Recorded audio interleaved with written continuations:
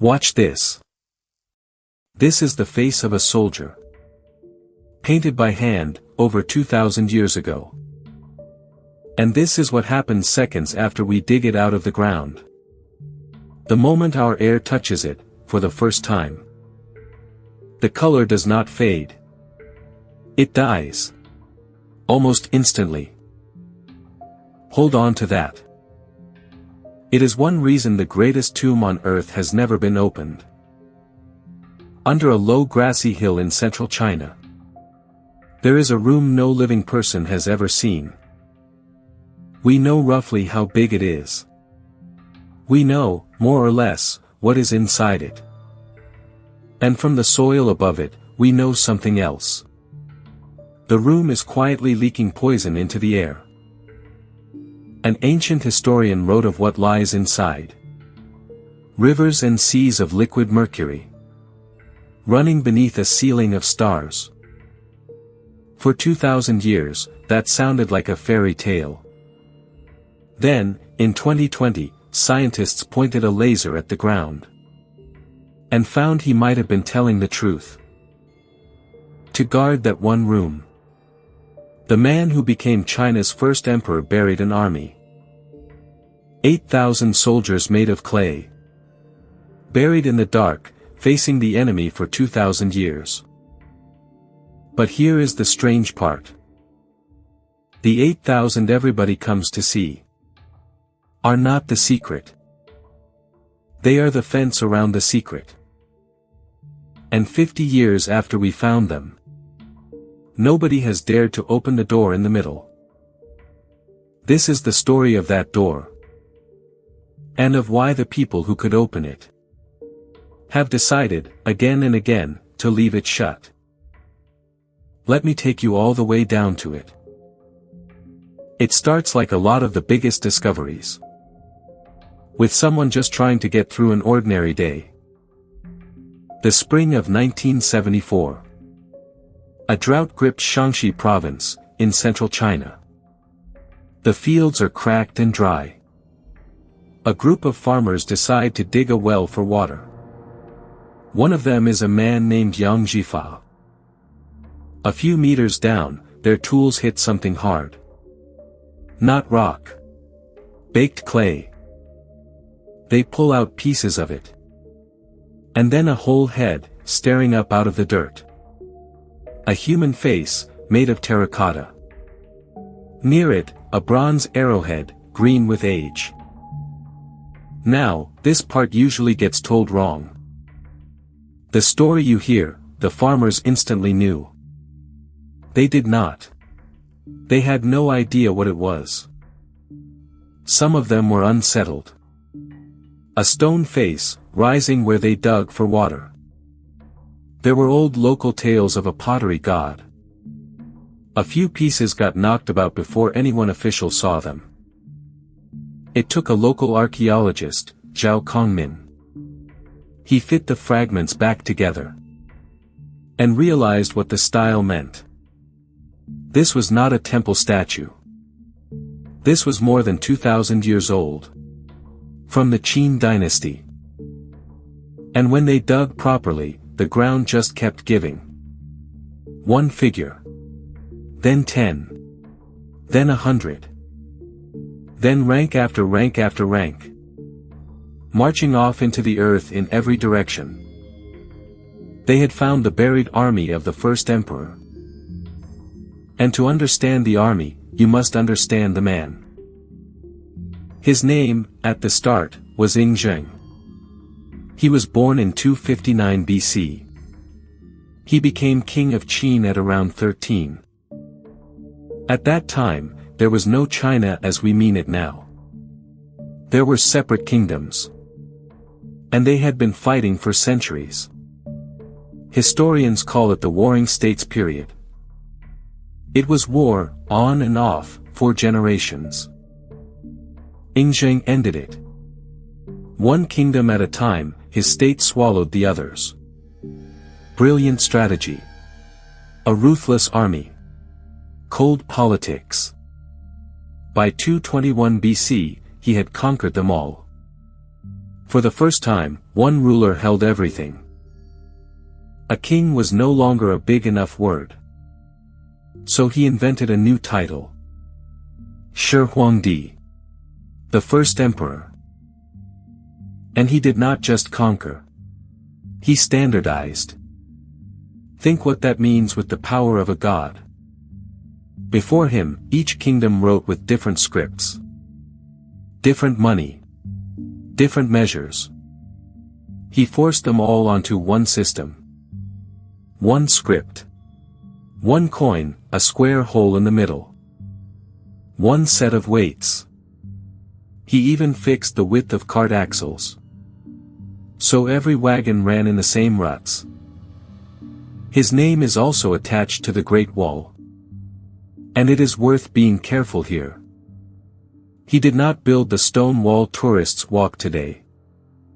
That wall is much later, from the Ming Dynasty. He connected walls of packed earth that already existed into one long frontier against the steppe. Little of his wall survives. But the idea, one barrier for one empire, was his. To run it all, he used a philosophy called legalism. It is exactly as warm as it sounds. People are not naturally good, it held. Control them with strict laws and brutal punishment. Make families answer for each other's crimes. So everyone informs on everyone. And then there is the darkest story. In 213 BC, he ordered a great burning of books. To erase competing ideas. The next year, hundreds of scholars, buried alive. I have to be honest about that one. That story comes from a single historian.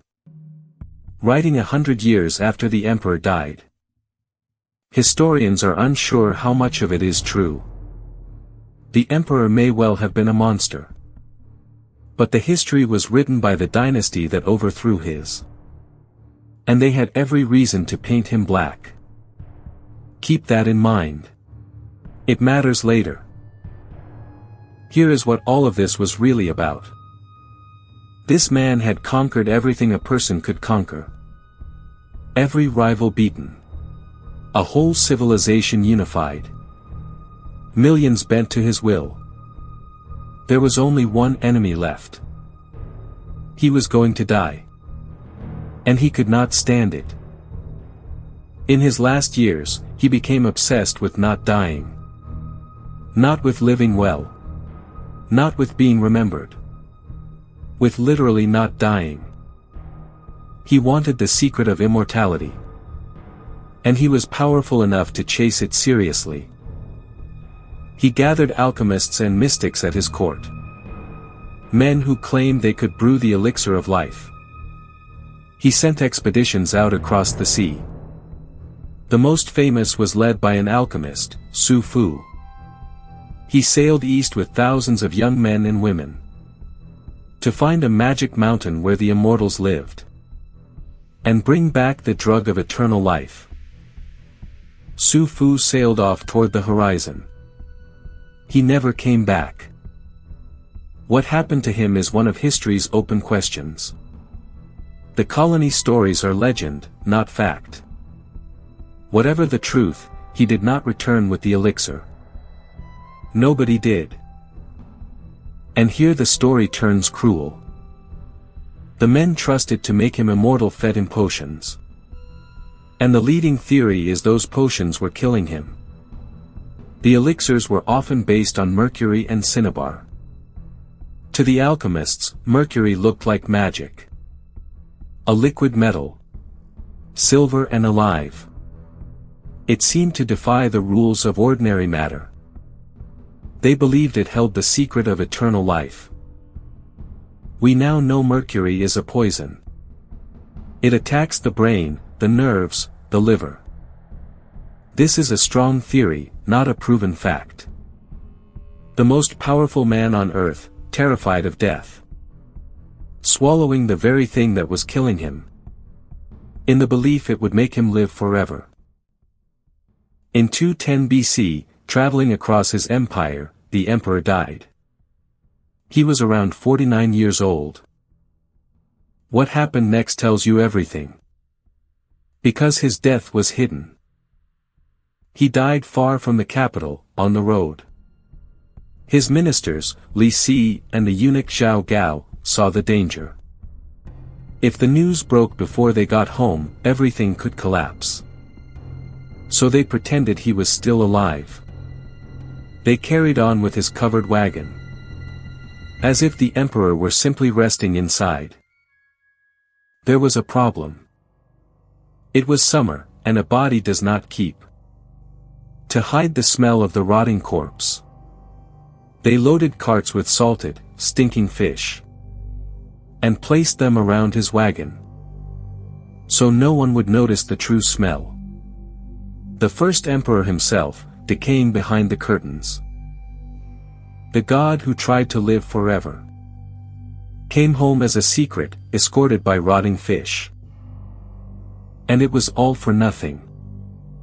The plot forced his chosen heir to kill himself, and put a weaker son on the throne. Within 4 years, the dynasty had fallen apart. He could not hold it for 5 years. Let alone cheat death for eternity. But long before that, while he still believed he could win, he had been building his insurance policy. If he had to enter the next world, he would enter it as an emperor, with an entire empire buried around him, and an army at his back. Here it is worth asking a question we skip. Why an army of clay at all? Why bake thousands of fake soldiers? The answer is grim. It makes the terracotta army look almost merciful. In the centuries before him, kings were buried with real people. Servants, guards, wives, officials. Killed to serve their master in the afterlife. Human sacrifice, sealed into the tomb. The dead were expected to need their household.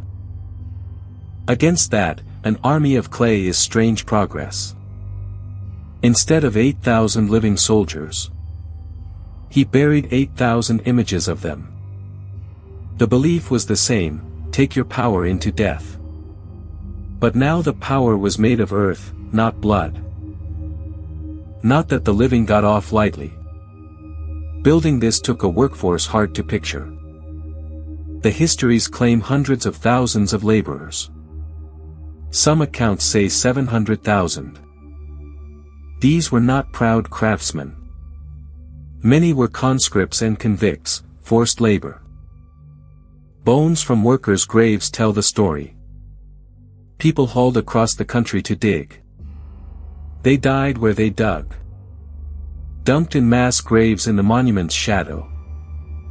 The clay army was raised on a foundation of the real dead. Which brings us back to the soldiers. When you finally stand before them, the scale hits you. This is not a monument.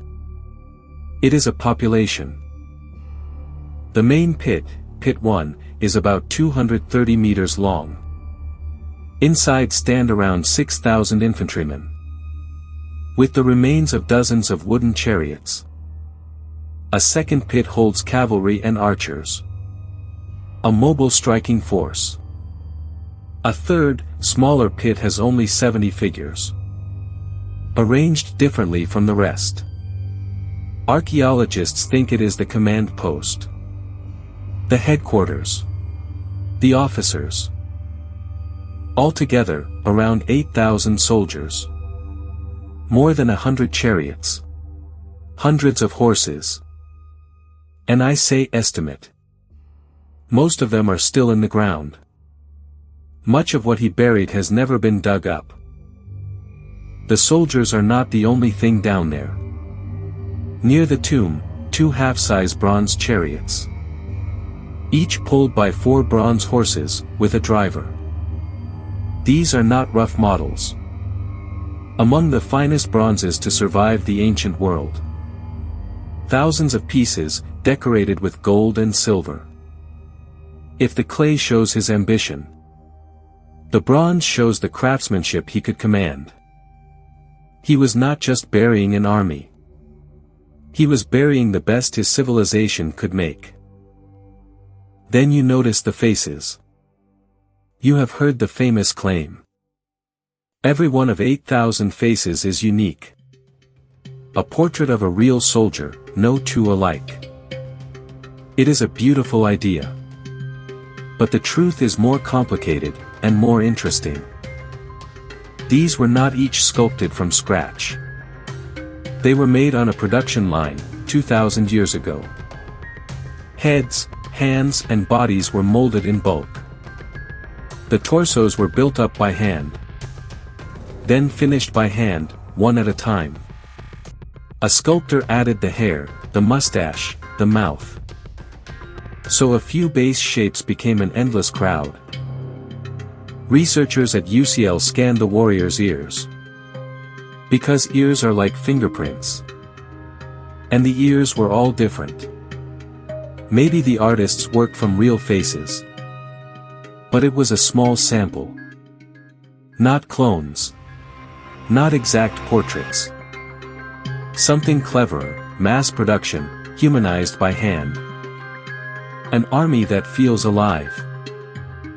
And now, the detail that changes everything.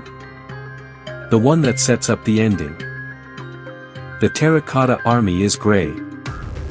Rows of pale, stone-colored soldiers. That is the image everyone has.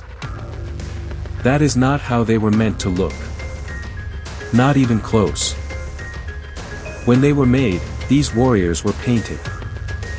Brilliantly, riotously painted. Red, green, blue, purple, pink. Armor, faces, clothes, all in vivid color. Over a base coat of lacquer. Some pigments were remarkably advanced. A synthetic purple, made by a chemical process. Not a gray ghost host. A wall of color. So where did the color go? This is the part to hold on to. The paint sits on a thin layer of lacquer. Buried, damp and stable, for 2,000 years. The moment it meets our dry air, the lacquer fails. It curls. It flakes. And it happens fast, within minutes. Sometimes described as seconds. Warriors dug up in color watched their paint die. Faster than anyone could save it. The Grey Army is what survived that shock. Remember that. A treasure that destroys itself the instant we open it. We are going to come back to it. Now, the weapons. Because the soldiers did not come empty-handed. Buried with the army were real bronze weapons. Swords, spears, thousands of arrowheads, crossbow triggers. And they found something that seemed impossible. After 2,000 years, the bronze was barely corroded. Some swords were still shiny. Still sharp. For decades, there was an amazing explanation. You have probably heard it. The Qin had discovered an anti-rust technology. A thin chromium coating to stop corrosion. 2,000 years before modern industry. A lost super science from the ancient world. It is a great story. In 2019, scientists tested it properly. And it fell apart. They did not just admire a few swords. They analyzed 464 separate weapon parts. And mapped where the chromium actually was. The theory stopped making sense. Only about 8% had any chromium. And not on the parts you would protect. It showed up on the fittings, handles and ends. Where the bronze touched wooden shafts, long since rotted. The best preserved parts, the blades, had almost none. So it was not a coating applied on purpose. It was contamination. Leached from the lacquer on the wooden parts. An accident of chemistry, not a lost technology. Which raises the real question. If not a magic coating, why did they survive? The true answer is quieter, and better. It was the dirt. A fine, mildly alkaline soil. That kind of ground is simply unkind to rust. Add the tin in the bronze, which protects itself. You don't need super science. You need good metal in good soil. I like that reversal. It is a pattern in this whole story. The flashiest version is the one that spreads. The true version is the one that is correct. Hold on to that too.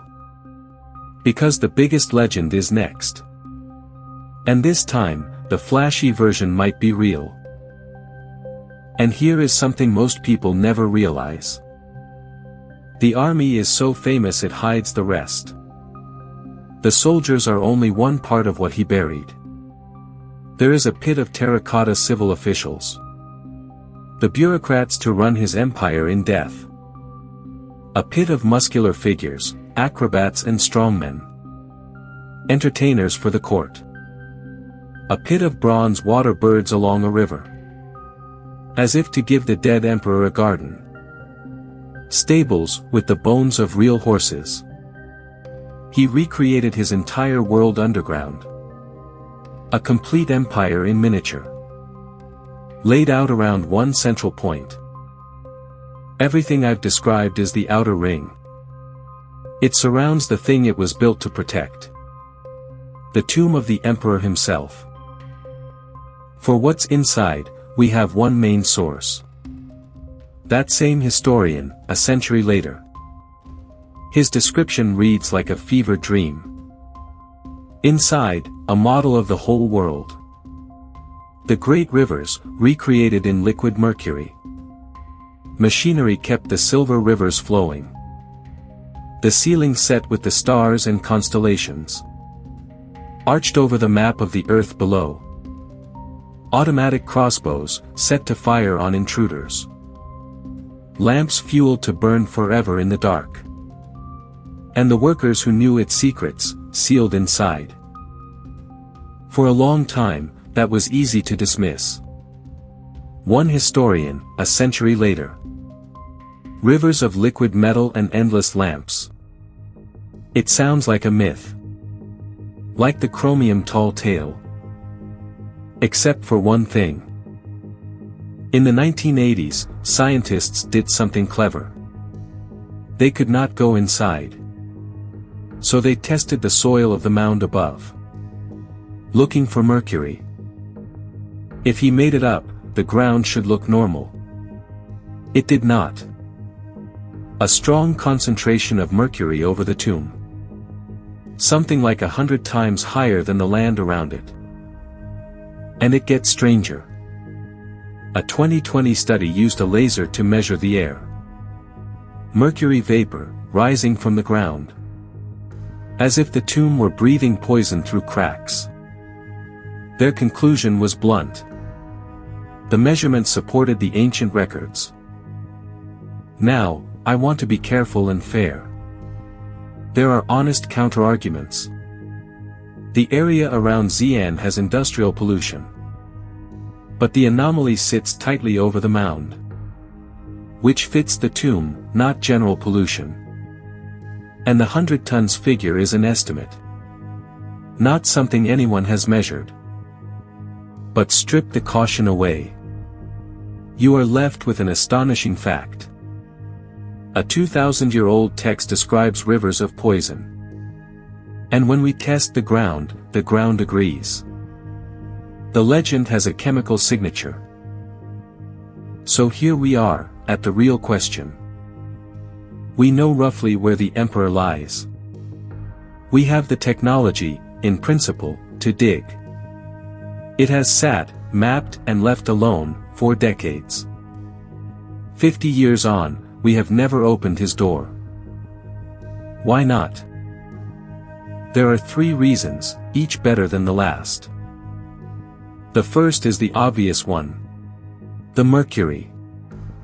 If the chamber is really flooded with it, Breaking in is opening a box of poison gas. A genuine physical danger.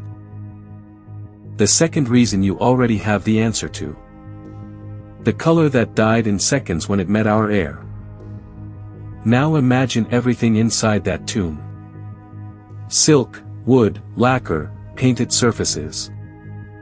Alive only because sealed for 2,000 years. The moment we open the door, we let our world in. We might destroy the very things we came to see. We would not discover the tomb. We would kill it. And the third reason is the wisest. China has, in effect, made a decision to wait. The authorities have not approved digging the central tomb. And there is history behind that caution.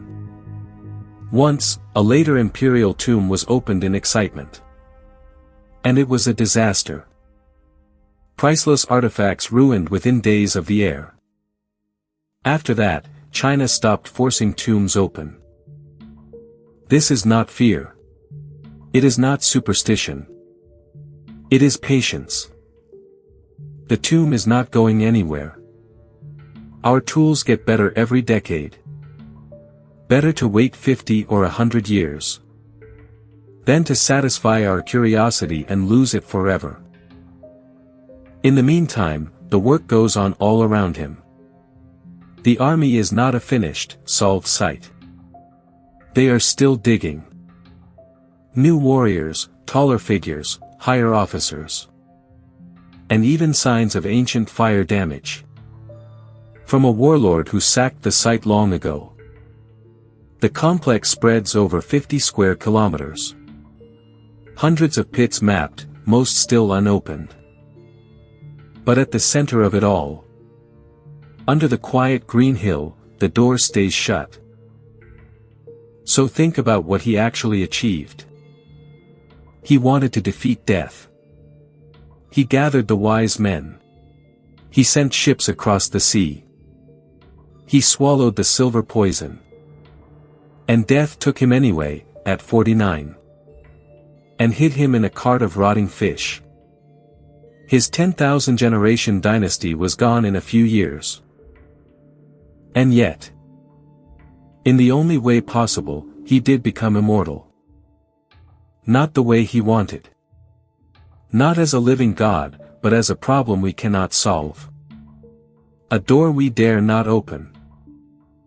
He built an army to guard him for eternity. And against all odds, it worked. 2,000 years on, they still stand at their posts.